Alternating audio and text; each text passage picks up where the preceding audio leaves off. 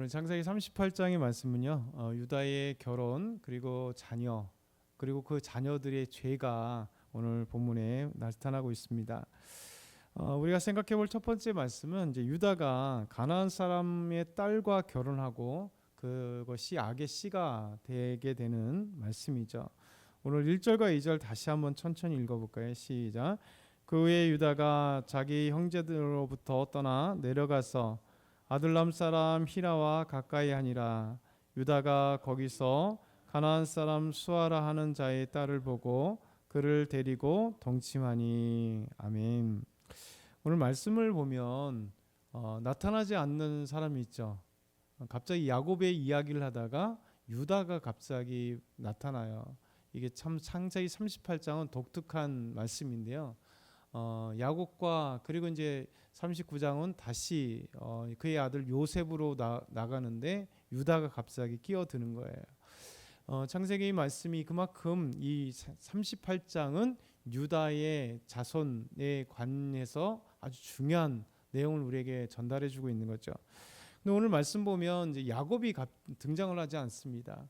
사실 결혼하게 되면 누가 제일 나와야 돼요? 아버지 야곱이 등장해야 되잖아요.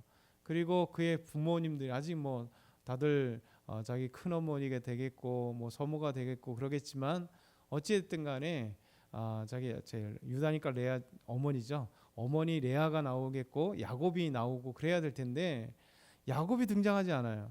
갑자기 유다가 혼자 결정해서 혼자 결혼하는 걸로 이렇게 나오는 겁니다. 그러니까 그것도 더더군다나 자기 형제부터 떠나서 유다가 갑자기 아둘람 사람 히라와 가까이 하게 됩니다. 이 아둘람이라고 하는 것은 이제 그 가나안 사람을 얘기하는 거죠. 아둘람이라는 지역이 있는데 후에 보면 이제 다윗이 아둘람 굴에 숨게 되는 그 지역을 얘기하는 겁니다. 근데 어쨌든 간에 아둘람 사람 히라와 가까이 하면서 그가 가나안 사람 수아라 하는 사람을 또 알게 되고 그 가나안 사람 수아의 딸과 그 딸을 데리고 와서 동침을 하게 됩니다. 그러면서 이렇게 동침을 하게 되고 데려오고 이 과정에서 유다 혼자 결정을 하게 되는 거죠. 사실 결혼이라는 것은 앞에도 이렇게 쭉 봤지만 아브라함은 자기 아들 이삭을 위해서 동족에게 가서 아내를 삼을 수 있도록 자기 친척에 가서 삼을 수 있도록 또 마찬가지 리브가도 삼촌 집에 가서 야곱 너야 삼촌 집에 가서 그 딸들 중에 아내를 삼아라 이렇게 얘기를 하잖아요. 다 이게 형제 자매들 가까운 친척 속에서 이렇게 결혼하게 되는데 갑자기 유다는 혼자 그것도 가나안 사람에게 찾아가서 가나안 사람의 이렇게 자녀를 아내로 맡게 됩니다. 마치 할아버지들이죠. 할아버지 아브라함이나 이삭의 길을 완전히 달리 그리고 아버지 야곱의 길과 전혀 다른 이 길을 따라가는 것. 간단하게 얘기하면 이스마엘이나 에서의 길을 따라가게 되는 유다의 모습을 보게 됩니다. 이것이 오늘 말씀을 보면 결국 유다가 결혼하고 자녀를 낳는 과정 속에서 결국 전조가 보이는 거죠. 전조가 보이는 겁니다. 왜냐하면 하나님은 나중에 이스라엘 백성들 출애굽하고 가나안 땅에 들어가기 전에 하나님께서 율법으로 주신 게 뭐냐면 가나안 사람과 결혼하지 마라. 이게 중요한 하나님의 율법입니다.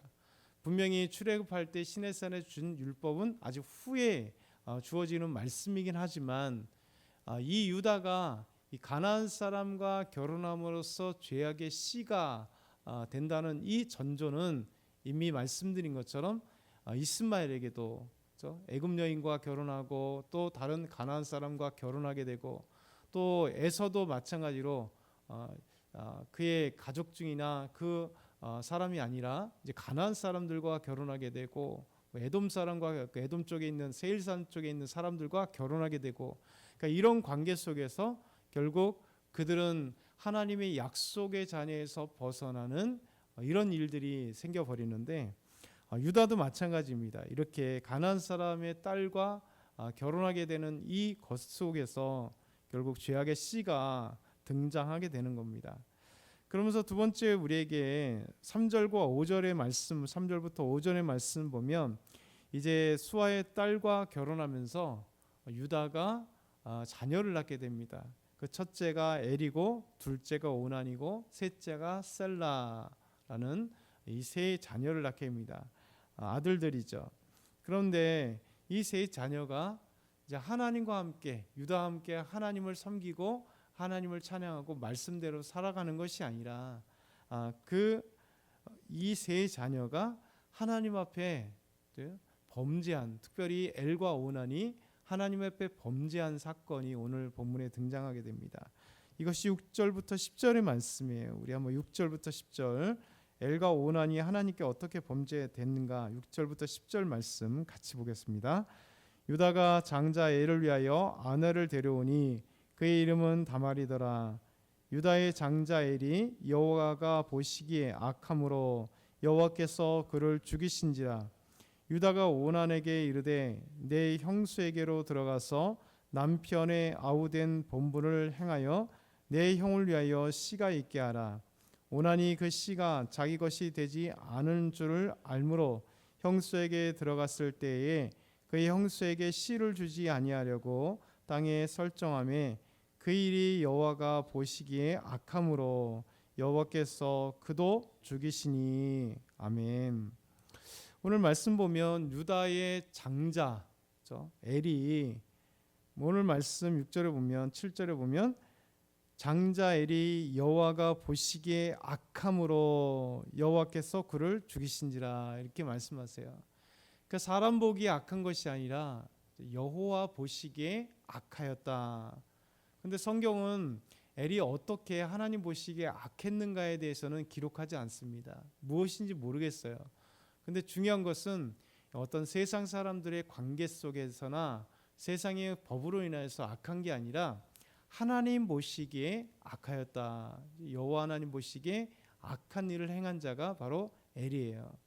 그래서 결국 유다의 책임이 있는 거죠. 지금 사실 이 아이가 얼마나 컸겠습니까? 잘은 모르겠지만 얼마나 컸는지 모르겠어요.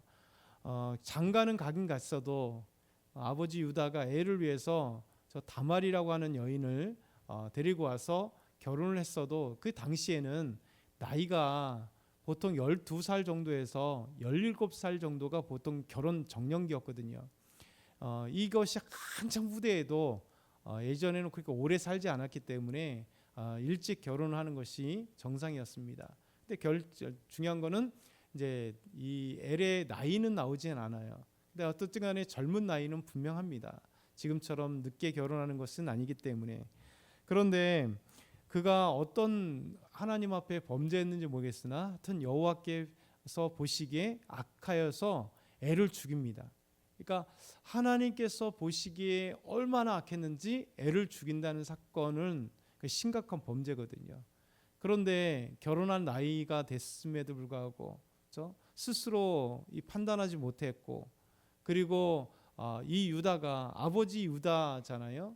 유다가 자기 장자 엘을 어떻게 보면 하나님의 말씀 안에서 믿음 안에서 어떤 행동이나 어떻게 했다는 얘기가 전혀 없어요. 그러니까 어떻게 악을 행했는지 어떤 악인지도 기록되지 않을 뿐더러 이렇게 하나님이 죽이실 때까지 유다가 나타나지 않습니다. 자기 아들 유다를 결혼시킨 건 있는데 유다를 어떻게 믿음으로 양육했는지, 그렇죠? 그래도 야곱과 함께했던 그 세월 동안 야곱의 자녀로 나서 야곱이 계속해서 하나님을 만나고 하나님께 세겜으로 와도 하나님께 예배드리고 또 계속해서 헤브론을 가도 하나님과 함께 썼던 그 시간들이 있었거든요. 그러면 아직은 완전하지 않지만 유다도 분명히 아버지 야곱의 하나님을 보았었고 그렇게 경험했을 텐데 결국 하나님에 대한 이야기가 유다가 아무것도 없어요. 자녀에게 대한. 그리고 결국 엘은 여호와 보시기에 악을 행함으로 죽임을 당하는 이 일이 벌어지게 됩니다. 그리고 둘째 오난은 내 형수에게로 들어가서 남편의 아우된 본분을 행하여 내 형을 위하여 씨가 있게 하라. 이것이 되게 중요한 본문이거든요. 이것은 이 이스라엘 고대 근동에 있었던 것뿐만 아니라 사실 우리나라에도 있었어요. 이렇게 이걸 갖다 형사취수, 그러니까 한자어인데 형사취수라고 합니다. 형이 죽었을 때 형의 아내, 형수를 자기 아내로 취해야 되는 그것이 풍습이기도 하고 법적으로 있었던 것입니다. 그래서 이게 고대 이스라엘뿐만 아니라 우리나라에도 있었어요. 고구려에도 있었고요. 그리고 중국에도 있었고요. 그리고 이 아시아의 많은 나라에서 이런 형사취수라는 법이 있었습니다. 그래서 우리나라에 이제 얼마 전에 있었던 그냥 KBS나 MBC나 SBS 이 공영방송이 아니라 이 TVN이라고 하는 곳에서 방송을 했었던 이 우시 왕후라는 고구려 드라마가 있었거든요. 우시 왕후. 이 우시 왕후가 실존 인물입니다. 그러니까 기록이 그렇게 많이 남진 않았지만 이 우시 왕후가 어떠냐면 고구려 9대 왕이었던 고국천왕의 황후였습니다. 이 고국천왕과 결혼했지만 고국천왕이 죽게 됨으로써 고국천왕의 남동생과 다시 결혼하게 되고, 그래 이 남동생이 고구려의 10대 왕인 산성왕이 되는 거죠. 그래서 고국천왕의 9대 왕의 이 왕후가 되는데, 이 왕후가 자기 또 그 남편의 남동생과 결혼하고, 그래서 48년이라고 하는 긴 시간 동안 황후가 되고 권력을 유지하는 우리 한국 역사에서 가장 오래 황후를 차지하고 그리고 권력을 차지했던, 또 남편이 9대 10대 왕이 죽고 나서 한 8년을 갖다가 자기 섭정하면서 완전히 왕처럼 군림했던 여인이 이 우리 우시 왕후라고 하는 역사 속에 아주 중요했던, 이게 이제 형이 죽고 그 형수를 취하여서 아내로 삼거나 아내로 삼지 않더라도 형수를 취하여서 형을 위하여 씨를 남겨줘야 되는 것이 당시에 고대에서는 이게 중요한 것이었습니다. 그리고 법적으로 행해져야 했거나 아니면 풍습적으로 행해서 사람들에게 있어서 욕을 먹는 그런 범죄가 아니라 오히려 해야 되는 마땅한, 형이 씨를 남기지 않았기 때문에 그 씨를 남겨주어야 될 책무가 동생에게 있는 것입니다. 그래서 유다도 마찬가지로 당시에 이런 풍습이 고대 근동에 있었기 때문에 당연스럽게 내 형 엘이 죽었으니 엘이 결혼한 다말 내 형수에게로 들어가서 형의 씨를 남겨주어라, 이렇게 얘기를 한 겁니다. 그래서 이 오난에게는 너의 형수를 내 아내로 취하라는 말이 없습니다. 내 형의 씨가 없으니 그 부끄러움을 잊지 않게 하기 위해서 내 형수에게로 들어가서 내 형수에게 씨를 남겨주어라, 이렇게 얘기한 겁니다. 근데 엘이 죽고 난 이후 이 오난이 자기 씨가 되지 않을 것을 알아요. 왜냐하면 형수에게서 아기가 나오면 그 형수의 아기는 누구의 아이가 되냐면 형의 아이가, 법적으로 형의 아이가 되거든요. 그러니까 이 오난이 자기 아이가 되지 않을 것에 대해서 알기 때문에 형수에 들어가서 이 본분을 다해야 되는데, 오히려 형수와 함께 잠자리를 할 때 이 오늘 설정을 했다라고 얘기합니다. 그렇게 씨를 남겨주지 않기 위해서 다른 데다 설정을 해버리는, 근데 이것이 여호와 보시기에 악하였다. 그렇죠? 엘은 어떤 행위를 해서 하나님 보시기에 악했는지는 안 나오지만 오난은 이 행위가 하나님 앞에 악했다라는 거예요. 그래서 하나님께서 그를 죽이셨다, 이렇게 말씀하고 있습니다. 어찌됐든 간에 엘과 오난은 유다의 그 씨부터 결혼에부터 악의 씨앗이 돼버리는 거죠. 가나안 여인과 아버지 야곱과 전혀 상의 없고 어머니 레와에도 상의도 없이 혼자 형제들을 떠나서 가나안의 아둘람에 갔고, 그곳에서 이 가나안 여인과 다말을 또 자기 아내로 삼고 다말을 자기 며느리로 삼게 되는 이 유다, 그것으로 인해서 이제 악의 씨앗이 전조가 됐고, 실제 또 엘과 오난이 태어났는데 엘과 오난이 자라서 엘이 결혼해서 또 오난이 이 상황 속에서 여호와 보시기에 악을 행했다, 이런 모습인 거죠. 그래서 우리가 오늘 말씀을 생각해 볼 때 우리가 삶 속에 우리 악의 씨앗, 이 씨앗이 있을 만한 것을 우리가 주의하자라고 한번 적용해 볼 필요가 있어요. 그래서 악은 작은 씨앗부터 크게 되는 것이죠. 그래서 어떤 선택을 할 때 하나님께 기도하면서 하나님께서 기쁨이 되길 원합니다라고 하는, 사실은 유다가 결혼할 때 중요한 선택이었는데 저 부모님에게 물어보지도 않고 하나님께 기도하지도 않는 이 가운데 결국 악한 것들이 시작되는 거죠. 그래서 오늘도 저와 여러분이 하나님과 함께 또 하나님 기뻐하시는 아름다운 시간들, 악은 그 싹이라도 끊어버리고 생각하지 않고 결단하는 저와 여러분이 다 되길 소망합니다.